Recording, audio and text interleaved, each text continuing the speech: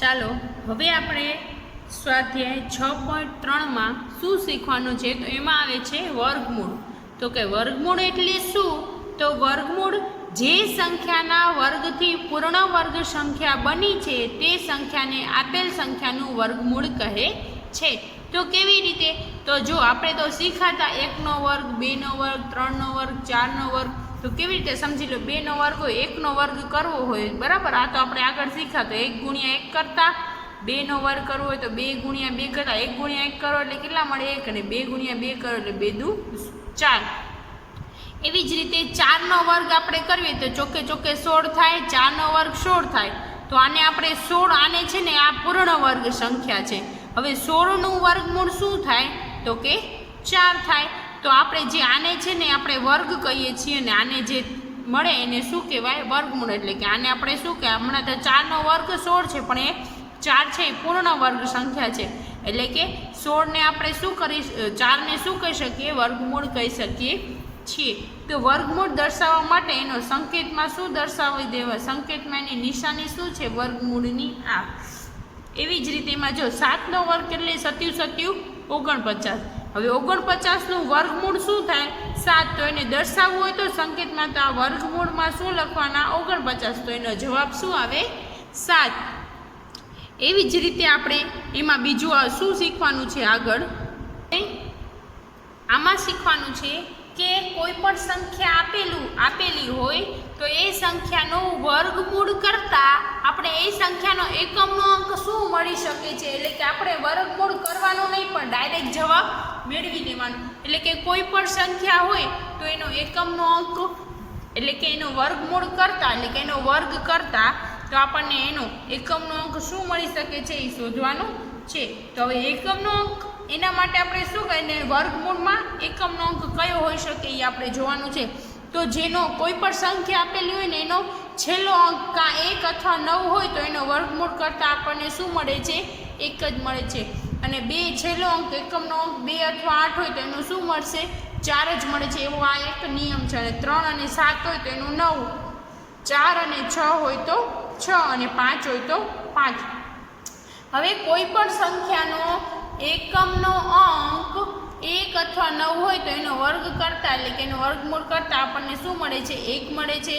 2 અને 8 હોય તો 4 મળે છે, પછી 3 અને 7 હોય તો 9 મળે છે, અને 4 અને 6 હોય તો 6 અને 5। હવે એમાં શું છે? જો આવી રીતે હોય ને તો આ મળે છે। હવે અમુક વાર એમ પેલું કે આ વર્ગ કરેલી સંખ્યા છે એનો એકમનો અંક આ છે, તો આનો એવી સંખ્યાનો એકમનો અંક શું હોઈ શકે? તો આનાથી ઊંધું, આનું હોય તો આ મળી શકે, અને આનો હોય તો એકમનો અંક આ મળી શકે। તો એ તમને યાદ રાખવાનું રહેશે। તો એના માટે આપણે એના એક્ઝામ્પલ લઈએ। સ્વાધ્યાય 6.3 ક્વેશ્ચન નંબર 1, નીચે આપેલ સંખ્યાઓના વર્ગમૂળમાં એટલે કે એનો એકમનો અંક કયો હશે એ આપણે શોધવાનું છે। તો હમણાં જ આપણે જોઈ ગયા ઓલું કોષ્ટક કે જેનો એકમનો અંક શું હોય? તો કે 1 અને 9 હોય તો એનો એકમનો અંક આપણને શું મળે છે? 1 જ મળે છે, જે આપણે આગળ પણ શીખી ગયા। તેમાં પહેલું છે 9801। તો હવે જેનો એકમનો અંક જોવાનો, આનો એકમનો અંક શું છે? 1। તો 1ના વર્ગમૂળનો એકમનો અંક 1 અથવા 9 હોય તો એ આખો નિયમ હતો ને, 1 અથવા 9 હોય તો એનો આપણને એકમનો અંક શું મળશે? તો કે 1 જ મળશે। તો જો કારણ કે 1 ગુણ્યા 1 1 થાય ને 9 ગુણ્યા 9 એટલે કે 9 9 81, તો પણ એ છેલ્લે એકમનો અંક શું મળે છે? 1 જ મળે છે। એવી જ રીતે બીજા નંબરનું 99856। તો એનો એકમનો અંક શું છે? 6। તો જેનો એકમનો અંક 4 અને 6 હોય તો એને આપણે વર્ગમૂળ કરતા એનો એકમનો અંક આપણને શું મળે છે? તો કે 6 જ મળે છે। કારણ કે ચોકે ચોકે 16 તો એમાંય 6 આવ્યો, અને છાંય છાંય 36, એટલે છેલ્લો અંક જોવાનો। કાં આપણે એમાં નિયમ જ છે કે આપણે જોયું કે 1 અથવા 9 હોય તો એનો એકમનો અંક 1 મળે છે, 4 અથવા 6 હોય તો એનો એકમનો અંક 1 મળે છે, પછી 1 અને 9 એ તો આગળ આવ્યું એમ જ એનો એકમનો અંક શું હોય? 1 મળે છે, અને 5 હોય તો એનો પણ એકમનો અંક શું મળશે? તો કે 5। એટલે કે આનો જે 4 અને 6 છે તો એનો એકમનો અંક 6 મળે છે, બરાબર? તો હવે એમાં ત્રીજું 9 લાખ 9,98,001 વર્ગમૂળનો એકમનો અંક એટલે કે એનો એકમનો અંક જો છેલ્લે શું છે 1 છે તો અથવા 1 અથવા 9 હોય તો એનો એકમનો અંક કેટલો થાય 1 જ થાય છે 1 ગુણ્યા 1 એટલે 1 અને 9 ગુણ્યા 9 એટલે 81 એટલે કે આ જે ત્રીજું છે તો જો એનો 9,98,001 વર્ગમૂળનો એકમનો અંક એટલે એનો એકમનો અંક જો શું છે 1 તો એનો 9 અથવા 1 હોય જેનો એકમનો અંક એમાં વર્ગમૂળ કરતાં આપણે એનો એકમનો અંક શું મળે છે 1 જ મળે છે જે આપણે આ પહેલું જોઈ ગયા.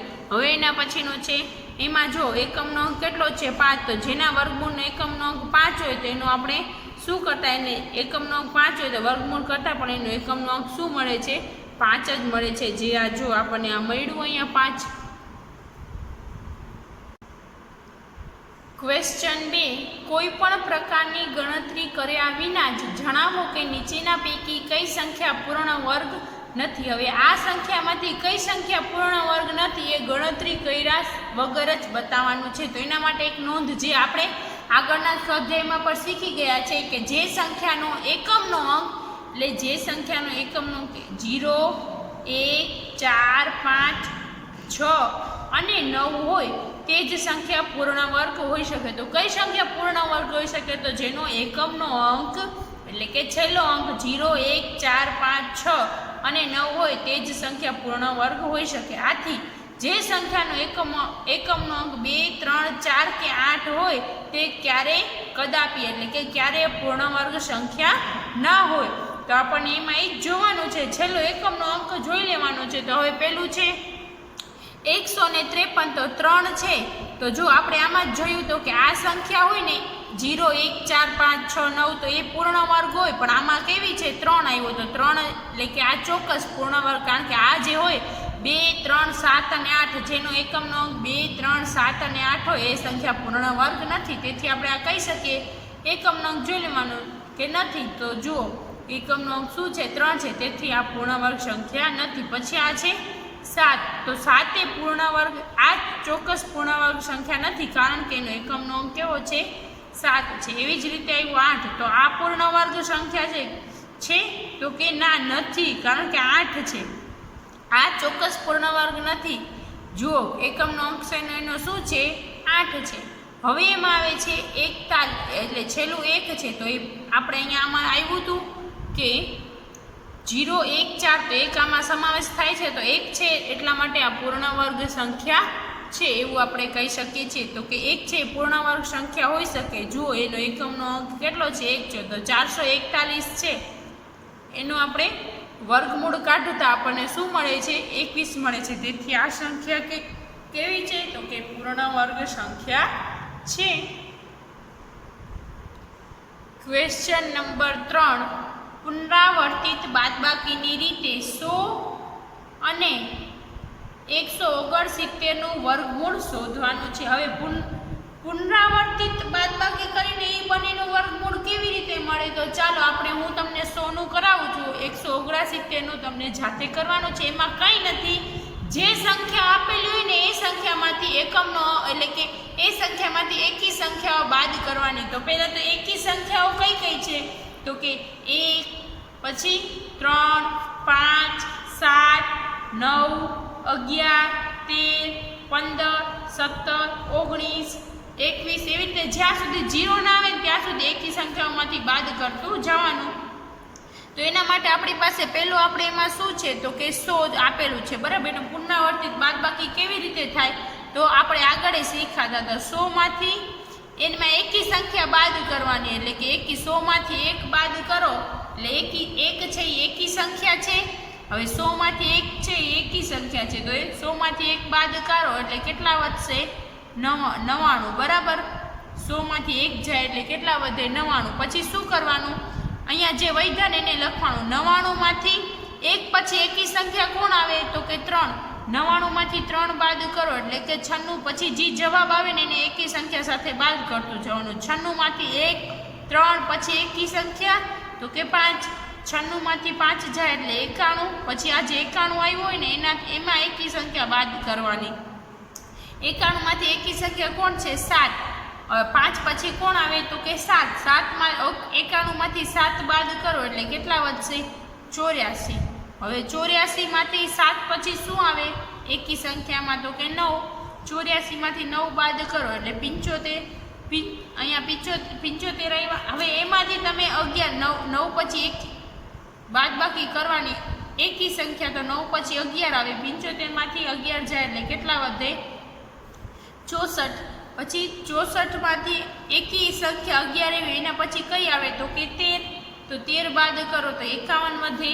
પછી 51 માંથી એકી સંખ્યા 15 બાદ કરો એટલે કે 36. કારણ કે 13 પછી શું આવે 15 આવે. 15 પછી શું આવે 17. તો 36 માંથી 17 બાદ કરો. 36 માંથી 17 બાદ કરો એટલે કે 19.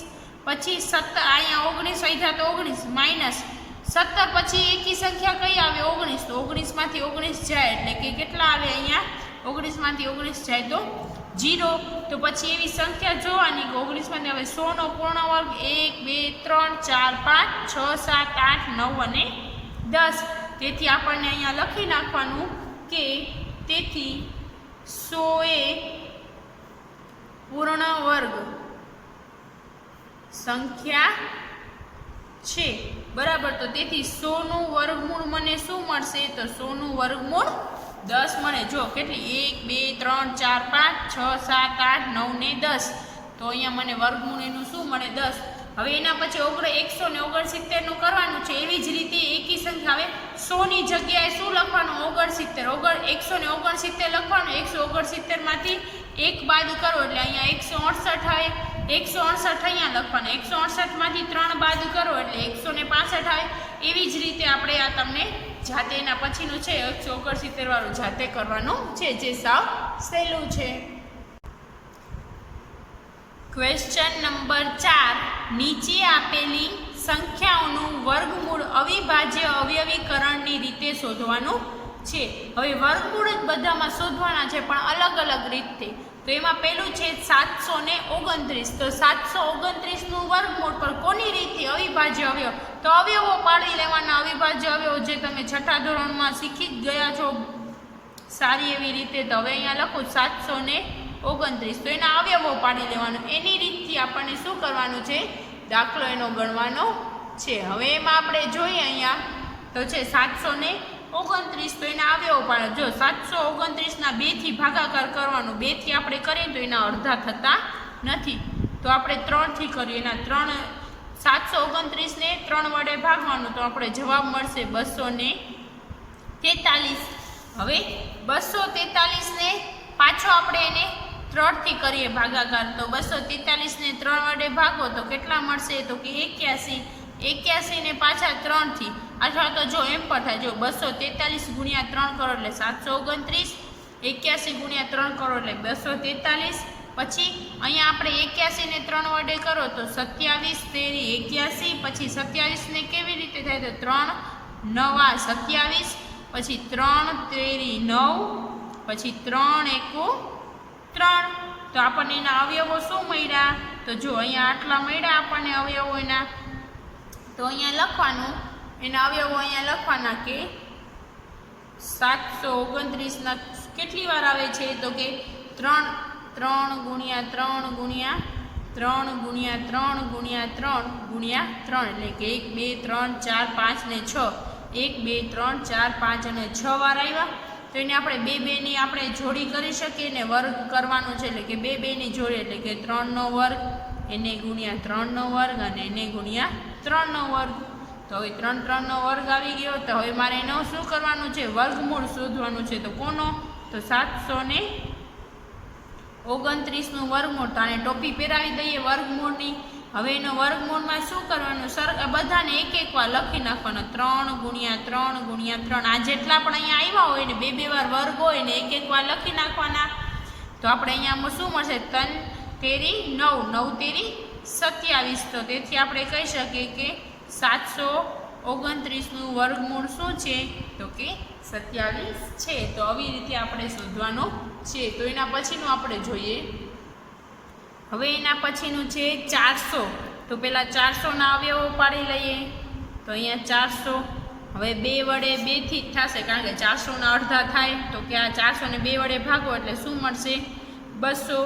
200 ના અડધા થાય તો કે હા 200 ને 2 વડે ભાગો તો 100 મળે, 100 ને 2 વડે ભાગો તો 50 મળશે, પછી 50 ના અર્ધ 2 વડે ભાગો એટલે શું મળે 25, 25 ને પછી 2 વડે થાય તો ના થાય, કોના વડે થાય 5 વડે, તો 55 25, હવે પછી 5 અહીંયા વધ્યા તો 5 એકુ 5, તો આપણને અવયવો શું મળ્યા 2 2 2 2 5 5, તો અહીંયા લખાય કે 400 એના અવયવો 2 ગુણ્યા 2 ગુણ્યા 2 ગુણ્યા 2 એને ગુણ્યા 5 એને ગુણ્યા 5, તો જો એની બે બેની જોડ બનાવવાની 1 2 અને 3, એટલે કે અહીંયા લખું 2 નો વર્ગ એને ગુણ્યા આની જોડ એટલે કે 2 નો વર્ગ એને ગુણ્યા 5 નો વર્ગ. હવે આપણે એને ટોપી પહેરાવી દઈએ 400 ને વર્ગમૂળમાં 400 નિશાની બરાબર, તો એને બધાને એક એક વાર લખવાનું હોય, તો આ એક વાર આને પણ એક વાર અને આને પણ એક વાર, 2 દુ 4, 4 50 20, એટલે કે અહીંયા મને શું મળ્યા 20, તેથી આપણે અહીં લખીએ કે 400 નો વર્ગમૂળ શું છે તો કે 400 નું વર્ગમૂળ 20 છે, એટલે કે 20 ગુણ્યા, જો તમે 20 ગુણ્યા 20 કરો એટલે તમને કેટલા મળે 400 મળે. ચાલો એના પછી 5મા નંબરનું 7744, તો એના આપણે અવિભાજ્ય અવયવો પાડીએ 7744. હવે એના આપણે અડધા કરવાના, શું કરવાના છે અડધા કરી બરાબર, તો હવે એના અડધા કરીએ એટલે કેટલા થાય, એટલે તમે જો ડાયરેક્ટ તમને ના ફાવે એના અડધા કરતા ફાવે તો અડધા કરવાના, નહીં તો તમે શું કરી નાખજો આનું 7744 ને 2 વડે ભાગો એટલે એનો જવાબ શું આવે 3872. પછી એને પણ આપણે પાછા 2 વડે ભાગીએ તો 1936, પછી 1936 ને પણ 2 વડે ભાગવાના એટલે કે 968. હવે 968 ને પાછા 2 વડે ભાગવાના, 968 ને 2 વડે ભાગો એટલે કે 484. હવે તમે 484 છે એને તમે 2 વડે ભાગો એટલે કે 242. હવે 242 ને 2 વડે ભાગો એટલે કે એમાં શું આવશે 242 ને 2 વડે ભાગો એટલે કે 121. હવે 121 આવ્યા એને તમે 2 વડે ભાગી શકતા નથી, તો તમે શું કરશો 121 ને તમે 2 વડે નથી ભાગી શકતા, તો 121 કોના વડે, તો 11 નો વર્ગ છે, તો 11 ગુણ્યા 11 કરો તો 121 અને પછી 11 એકુ 11, તો આપણને એના અવયવો મળી ગયા, તો કે હા એના અવયવો મળી ગયા, તો અહીંયા લખી નાખીએ 7744 બરાબર આ જે મળ્યા હોય એને લખી નાખો 2 ગુણ્યા 2 ગુણ્યા 2 ગુણ્યા 2 ગુણ્યા 2 ગુણ્યા 2 એને ગુણ્યા 11 એને ગુણ્યા 11, એટલે આ જે અવયવો હતા અહીંયા પણ 2 2 ની જોડ બનાવવાની 1 2 3 અને 4 જોડ બની, તો એને ડબલ વખત છે તો એને વર્ગ આપી દઈએ બરાબર, તો એને આપણે વર્ગ આપીએ તો કે 2 નો વર્ગ એને ગુણ્યા આ જે છે એ 2 છે એનો 2 વાર છે એટલે 2 નો વર્ગ એને ગુણ્યા 2 નો વર્ગ એને ગુણ્યા 11 નો વર્ગ. હવે એને આપણે ટોપી પહેરાવી દઈએ 7744, તો હવે એને આપણે બધાને એક એક વાર લખતા તો 2 ગુણ્યા 2 ગુણ્યા 2 એને ગુણ્યા 11, બધાને એક એક વાર લખી લીધું. હવે 2 દુ 4, 4 દુ 8 અને 8 ગુણ્યા 11 એટલે 11 88, તો આપણે અહીંયા લખી નાખીએ કે 7744 એનો વર્ગમૂળ શું છે તો કે એનો વર્ગમૂળ 88 છે. તો તમે જો 88 ગુણ્યા 88 કરો તો પણ તમને 7744 મળી જશે. તો આ એક બીજી અલગ રીત હતી વર્ગમૂળ શોધવાની, તો એના જેવા બીજા આમાં દાખલા છે એ તમારે જાતે ગણવાના છે જેથી તમારી પ્રેક્ટિસ થાય.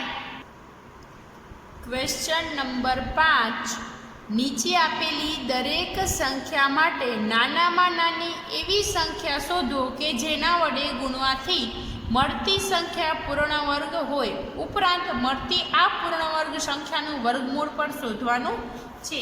તેવી નાનામાં નાની શું શોધવાની છે કે જેના વડે ગુણવાથી આપણે એ સંખ્યા પૂર્ણ વર્ગ મળી શકે.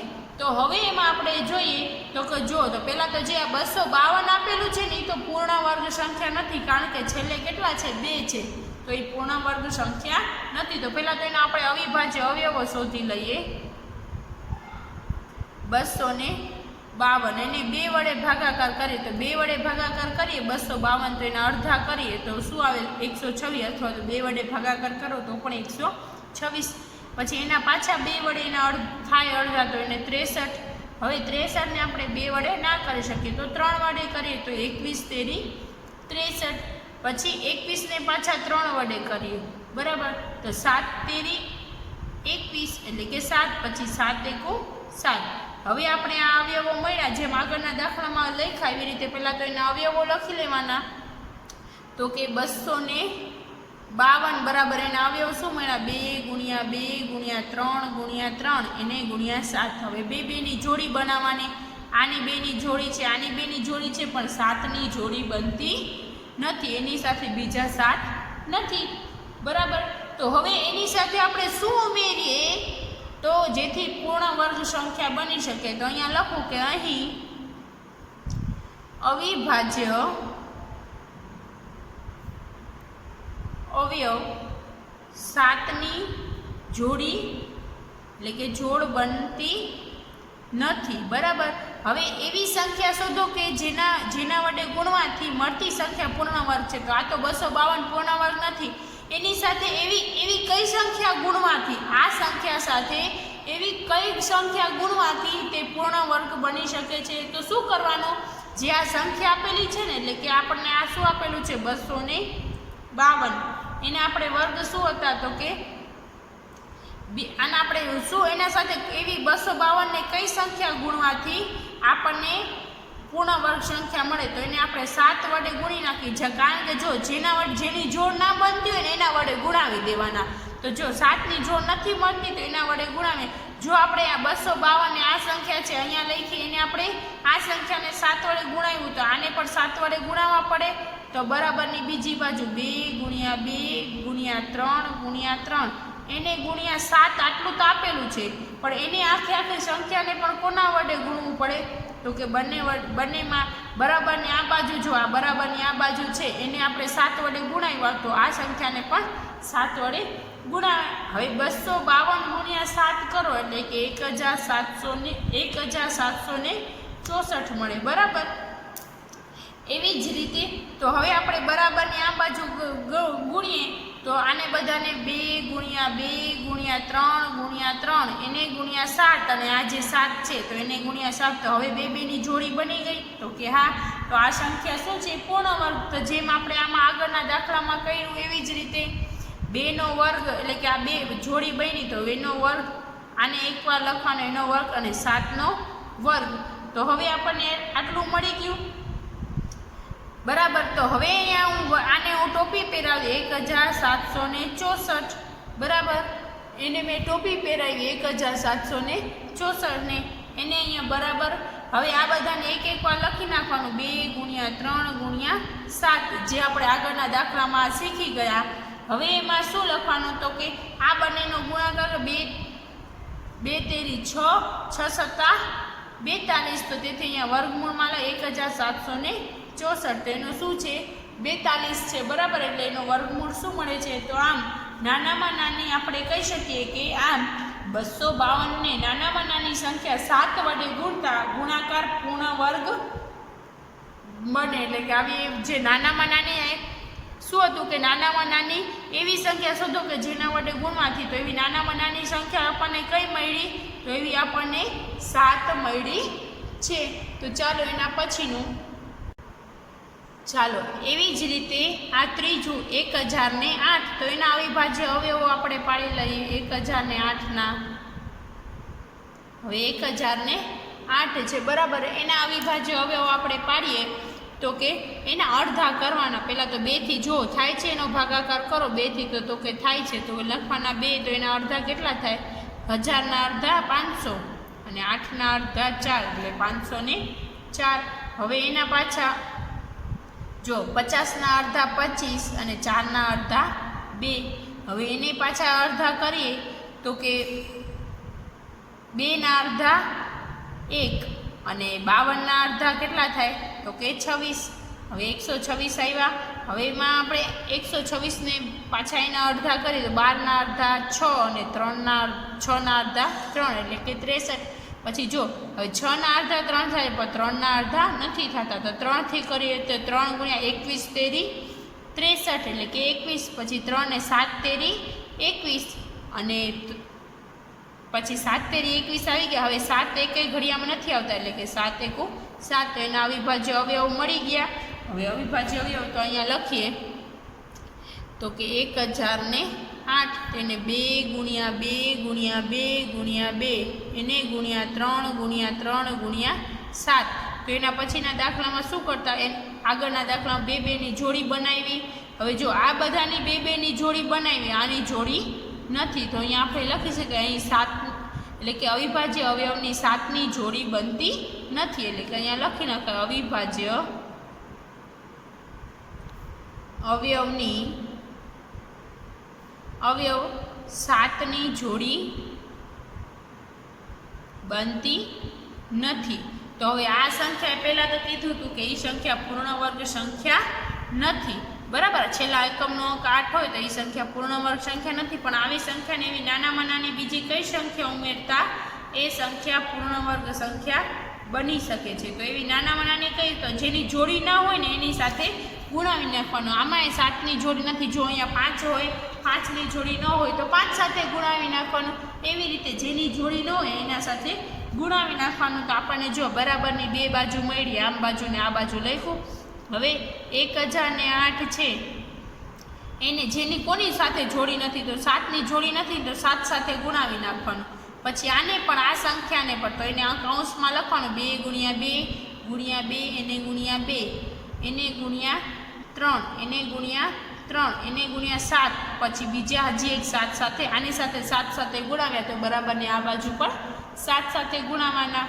હવે આપણી પાસે અહીંયા શું મળ્યું, તો હવે આ બંનેનો તમે 1000 ગુણ્યા 7 કરો તો એનો જવાબ શું મળશે, તો એનો જવાબ મળશે 7056, બરાબર. હવે એને આપણે આ બધાને છે ને એને લખવાનું 2 ગુણ્યા 2 ગુણ્યા 2 ગુણ્યા 2 એને ગુણ્યા 3 એને ગુણ્યા 3 એને ગુણ્યા 7 અને જે આ 7 છે એને ગુણ્યા 7. હવે એની જોડી બનાવી નાખીએ. 2 2ની જોડી બની ગઈ. તો અહીંયા લખવાનું 2નો વર્ગ એને ગુણ્યા આ 2નો વર્ગ એને ગુણ્યા 3નો વર્ગ અને એને ગુણ્યા 7નો વર્ગ. તો તેથી અહીંયા લખી શકાય કે વર્ગમૂળમાં આને ટોપી આપી દઈએ કે 7056. એનો બધાને શું લખવાનું, એક એક વાર લખવાનું 2 ગુણ્યા 2 ગુણ્યા 3 ગુણ્યા 7. 2 દુ 4, 4 તેરી 12, 12 સત્તા 84. એટલે કે અહીંયા શું આવી જશે 84. તેથી આપણે કહી શકીએ 7056નો વર્ગમૂળ શું છે, તો કે 84. તો એવી નાનામાં નાની સંખ્યા કઈ હશે જેને ગુણવાથી, તો એવી નાનામાં નાની સંખ્યા કઈ હશે, 7 હશે. તો એના જેવા બીજા દાખલા છે એ તમારે જાતે ગણવાના છે.